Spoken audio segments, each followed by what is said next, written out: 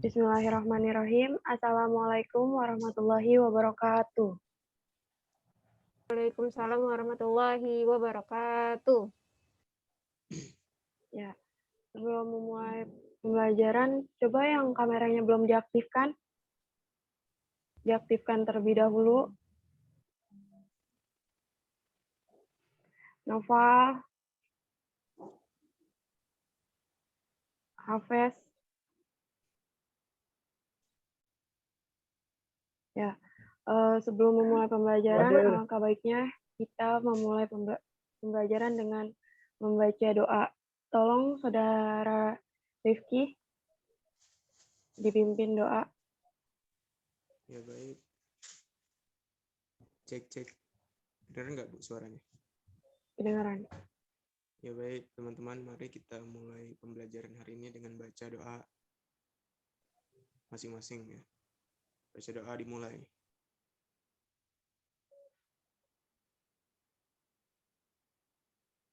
Doa selesai. Ya, terima kasih Rifki. Sebelum memulai pembelajaran, ada yang masih ingat pembelajaran sebelumnya? Pembelajaran sebelumnya itu adalah membiasakan akhlak terpuji. Ada yang tahu apa itu akhlak terpuji? Akhlak yang baik, Bu. Ya, bagus. Jadi akhlak terpuji itu adalah tingkah laku yang menimbulkan perbuatan baik sesuai dengan akal sehat dan ketentuan syariat. Nah, sebelum masuk ke pembelajaran selanjutnya, saya akan membacakan surat Al-Quran, yaitu surat At-Taubah ayat 67. Bismillahirrahmanirrahim. Inna munafikina humul fasikun. Yang artinya, sesungguhnya orang-orang munafik itu adalah orang-orang yang fasik. Dari ayat ini, ada yang mengerti maksudnya? Maksudnya itu yaitu orang-orang munafik itu adalah orang-orang yang fasik. Orang-orang yang fasik itu adalah orang-orang yang keluar dari kebaikan menuju ke keburukan gitu, ke jalan yang tidak baik. Lalu, jadi udah tahu apa yang hari ini akan kita bahas? Belum Ibu. Hari ini kita akan membahas tentang menghindari akhlak tercela, yaitu tentang nifak dan keras hati atau pemarah. Lalu, tolong PPT-nya. Bu kita nggak di absen dulu Bu. Oh iya, maaf. Ya, maaf sebelumnya. Saya akan absen satu persatu ya. Muhammad Rifki, Ya Bu hadir. Yusfa Syabani, Hadir Ibu. Azizah,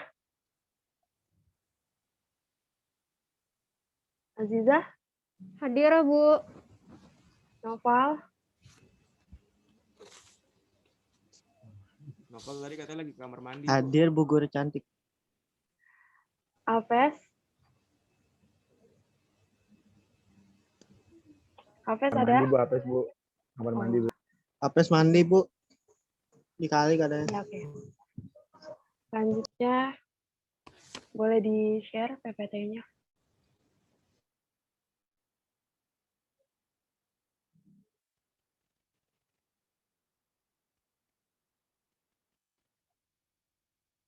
Menghindari akhlak tercela. Selanjutnya, pengertian nifak. Pengertian nifak. Nifak secara bahasa berarti ketidaksamaan antara lahir dan batin. Menurut Ibnu Rajab, nifak secara bahasa bersinonim dengan kata mencela, berbuat makar, dan menampakkan kebaikan serta menyembunyikan kejahatan. Orang yang melakukan perbuatan nifak disebut dengan munafik. Menurut Ibnu Katsir, munafik adalah orang yang keluar dari jalan kebenaran masuk ke dalam jalan kesesatan. Lalu macam-macam nifak.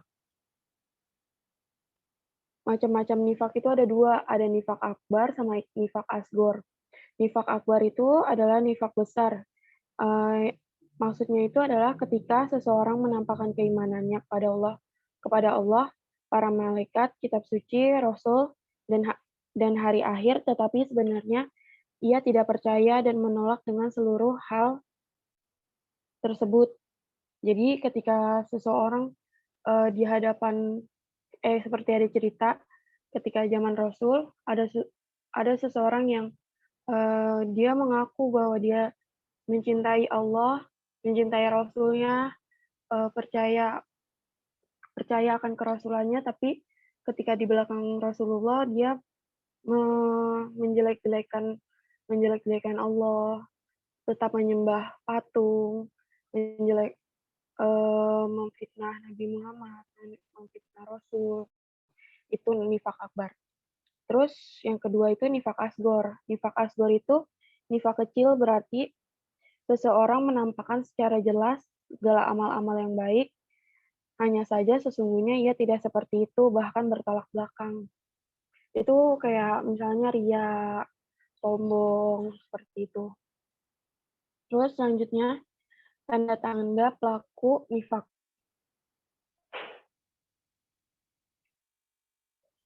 Ciri-ciri orang munafik sebagaimana yang dijelaskan dalam hadis Nabi Muhammad yang diriwayatkan oleh Bukhari dan Muslim sebagai berikut, yaitu bila berbicara ia berdusta, bila berjanji ia tidak menepati, bila bertengkar ia berbuat dosa, bila mengikat perjanjian ia mengingkari, dan bila diberi amanah ia khianat.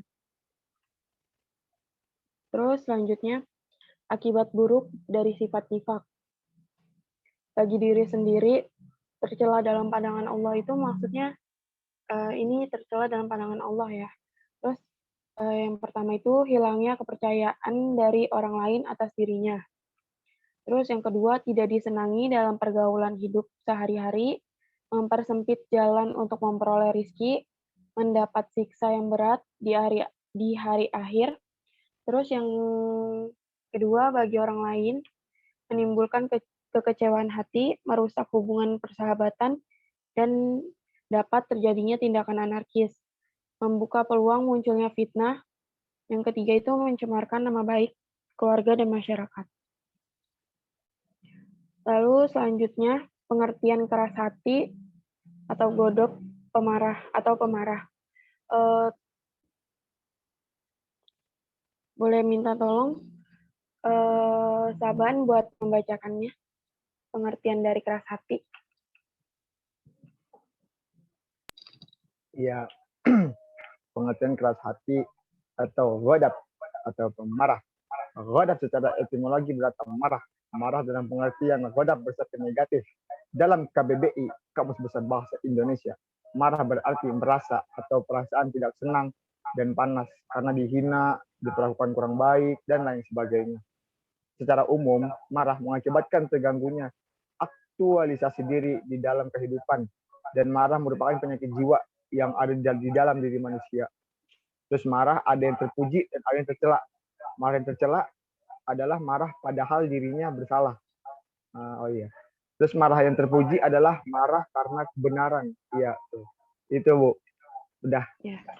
Makasih, Saban. Iya, sama-sama. Jadi marah itu adalah perasaan tidak senang dan panas ketika dihina atau diperlakukan kurang baik. Nah, terus marah ini ada dua kan, ada marah terpuji dan marah tercela. Marah tercela itu marah pada dirinya, padahal dirinya itu salah. Misalnya dia marah ketika dia tahu dia salah, tapi dia marah karena dia nggak mau kalah gitu. Misalnya dalam perdebatan dia nggak mau kalah gitu. Terus kalau marah yang terpuji itu marah karena kebenaran. Misalnya ketika agama kita dihina, ya kita boleh marah, tapi tetap tidak berlebihan marahnya. Terus macam-macam daya marah. Macam-macam daya marah ini ada 3. Yang pertama itu tidak ada daya marah atau lemah, daya marah yang berlebihan, Terus yang ketiga, daya marah yang sedang. Tidak ada daya marah atau lemah itu tidak boleh juga ya, karena ketika kita misalnya ada suatu kejadian terus kita hanya diem saja itu tidak baik juga kan. Nah terus yang kedua itu daya marah yang berlebihan. Daya marah yang berlebihan itu yang sampai menyulut emosi, yang sampai bikin misalnya menghancurkan barang-barang itu juga nggak boleh karena berlebihan. Nah terus daya marah yang sedang. Daya marah yang sedang itu jadi kita tidak kita tetap memiliki daya marah, tapi tidak berlebihan gitu. Jadi kita dapat menahan emosi kita gitu, mengontrol emosi kita gitu. Terus mengobati perilaku keras hati atau pemarah. Nah, cara mengobatinya itu seperti mengingat keutamaan menahan marah. Jadi ketika kita marah, kita harus ingat keutamaan menahan marah itu apa gitu. Seperti hadis riwayat Tabrani itu yang berbunyi latakdob walakal jannah, yang artinya janganlah engkau marah maka bagimu surga. Jadi ketika kita menahan emosi kita, menahan marah, maka surga balasannya gitu. Terus yang kedua itu takut akan siksaan Allah.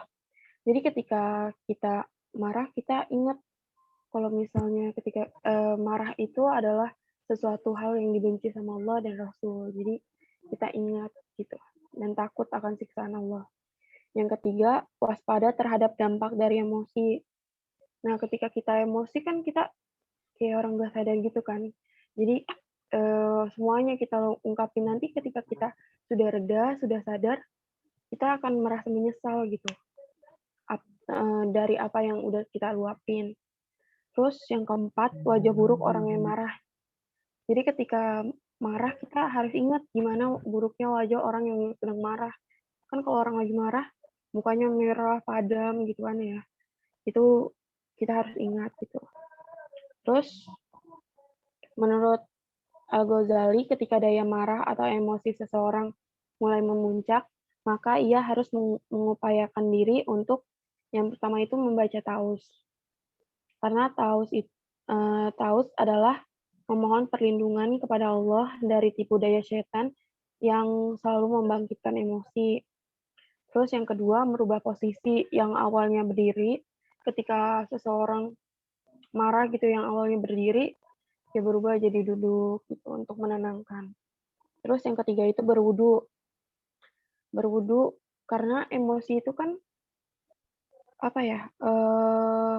berasal dari api ya. Jadi ketika api itu membesar, kita padamin dengan wudu. Wudu kan dengan air. Jadi biar emosinya itu meredam.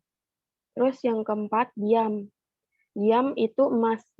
Nah, dengan diam ini bukan berarti kita takut. Kita menahan gitu. Menahan yang harusnya nggak dikeluarin gitu. Terus yang kelima, memberi maaf. Dalam memberi maaf diperlukan kesadaran dan kebesaran hati. Nah, sampai sini ada yang mau bertanya? Mungkin ada yang belum dipahami. Maksudnya dari merubah posisi apa, Bu? Iya, maksud dari merubah posisi itu misalnya ketika seseorang lagi marah nih, dia berdiri dalam posisi berdiri. Dalam posisi berdiri terus diusahakan dia untuk duduk gitu. Biar untuk meredam emosinya dia. Gitu. Jadi dari diri berubah posisi jadi duduk begitu. Iya, Bu. Ya, ada yang mau bertanya lagi? Sudah, Bu. Cukup, Bu. Cukup. Iya, sekarang dulu. Belum diupdate kan? Deh, nggak ada yang mau bertanya? Sudah, Bu. Cukup. Yaudah, saya yang bertanya ya. Azizah, apa itu pengertian dari nifak? Iya, Bu. Pengertian dari nifak.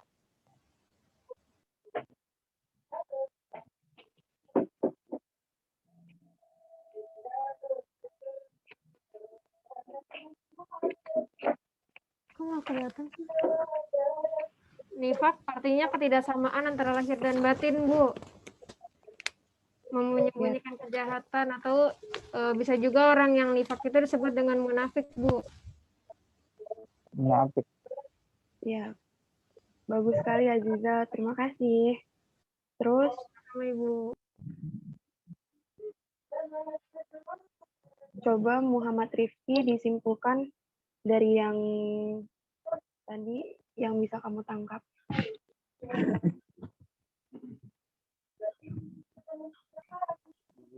Jadi kesimpulannya, di nifak itu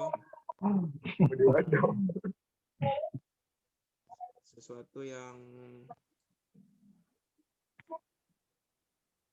secara bahasa itu tidak kesamaan antara lahir dan batin. Jadi terus sinonim dari kata mencela, berbuat makar, menampakkan kebaikan, serta menjumpai kejahatan. Terus orang yang nifak itu disebut orang munafik. Munafik itu adalah orang yang keluar dari jalan kebenaran menuju jalan kesesatan. Lalu juga Punya Nova kan? akibat buruk dari nifak itu buat diri sendiri, hilangnya kepercayaan dari orang lain atas dirinya sendiri, tidak disenangi dalam pergaulan, terus juga mempersempit rezeki, terus juga mendapat siksa yang berat di hari akhir.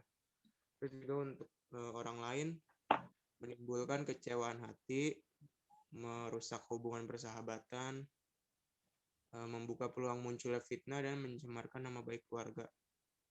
Iya. Ya, terima kasih Rifki.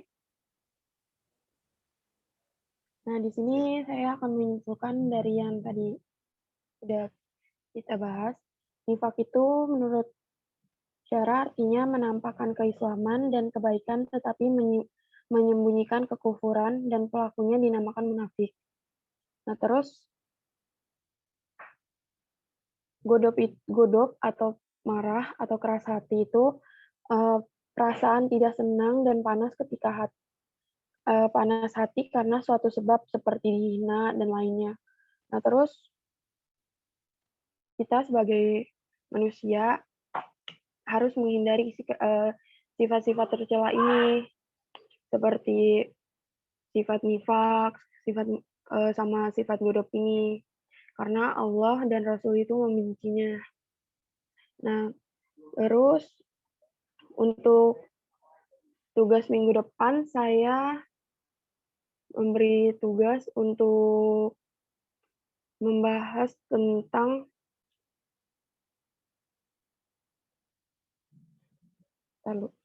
penugasannya itu buat kelompok 4-5 orang, terus ngebahas tentang mengapa orang sering berbohong dan mudah marah. Minggu depan kita bahas ya. Terus untuk materi minggu depan yaitu membiasakan adab pergaulan dalam Islam. Oke, bisa dipahami? Bisa Ibu. Bisa, Bu. Sampai sini cukup, kurang lebihnya mohon maaf. Wabillahi taufiq wal hidayah. Wassalamualaikum warahmatullahi wabarakatuh. Waalaikumsalam warahmatullahi wabarakatuh. Ya, Saudara Rifki, tolong dipimpin baca doa penutup. Ya, mari teman-teman kita akhiri dengan baca doa kafaratul majelis. Bismillahirrahmanirrahim. Rahmanirrahim. Subhanallahumma wa bihamdika Asyhadu an la ilaha illa Billahi. Alhamdulillah kita ingat doa sama buka puasa untuk di Medan.